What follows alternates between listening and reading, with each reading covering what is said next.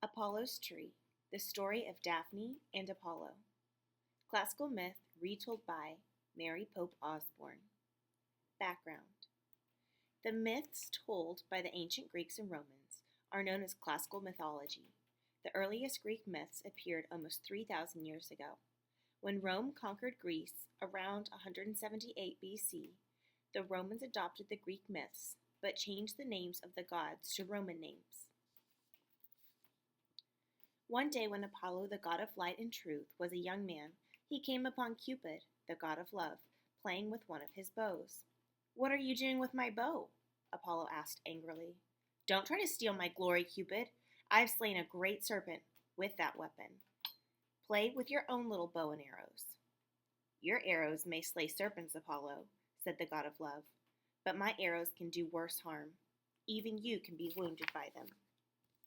With that ominous threat, Cupid flew into the sky and landed on top of the high mountain. Then he pulled 2 arrows from his quiver. One had a blunt tip filled with lead. Whomever was hit by the arrow would run from anyone professing love.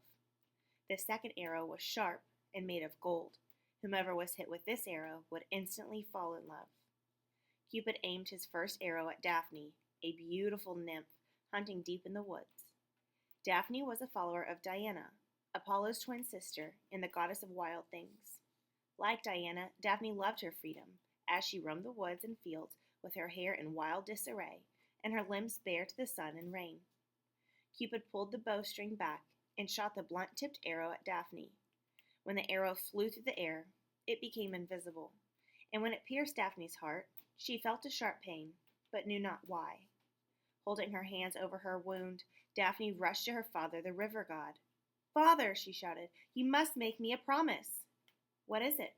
called the god, who stood in the river, surrounded by water nymphs. "Promise I will never have to get married," Daphne cried.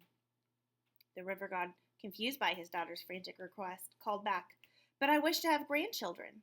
"No, father, no, I never want to get married. Please, let me always be as free as Diana." "But I want you to marry," cried the god. "No," screamed Daphne. And she beat the water with her fist, then rocked back and forth and sobbed. "All right," shouted the river god. "Do not grieve so, Daphne. I promise I'll never make you marry." "And promise you'll help me escape my suitors," cried the huntress. "I promise I will," called the river god. After Daphne secured this promise from her father, Cupid aimed his second arrow, the sharp, gold-tipped one, at Apollo, who was wandering in the woods. Just as the young god came upon Daphne, Cupid pulled back the tight string of his bow and shot the golden arrow into Apollo's heart. Pause and reflect.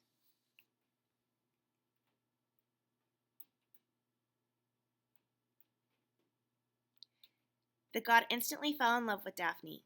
Even though the huntress's hair was wild and she wore only rough animal skins, Apollo thought she was the most beautiful woman he'd ever seen. "Hello," he cried, but Daphne gave him a startled look, then bolted into the wood like a deer. Apollo ran after her, shouting, "Stay, stay!" But Daphne fled as fast as the wind. "Don't run, please," cried Apollo. "You flee like a dove flees an eagle. But I'm not your enemy. Don't run from me." Daphne continued to run. "Stop!" cried Apollo. Daphne did not slow down. "Do you know who I am?" said the god. "I am not a farm boy or a shepherd. I am Lord of Delphi, son of Jupiter. I've slain a great serpent with my arrow, but alas, I fear Cupid's weapons have wounded me worse." Daphne continued to run, her bare limbs lit by the sun and her soft hair wild in the wind. Apollo grew tired of begging her to stop, so he began to pick up her speed.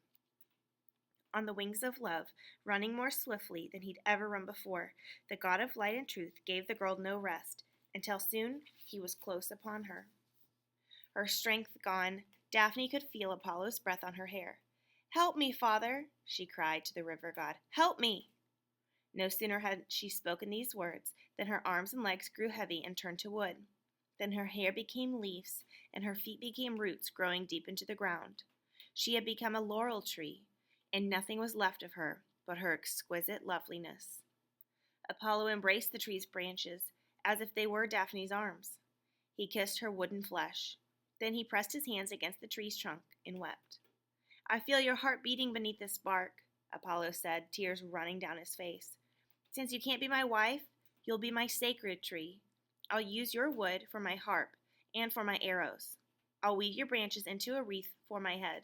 Heroes and scholars will be crowned with your leaves. You'll always be young and green, my first love, Daphne.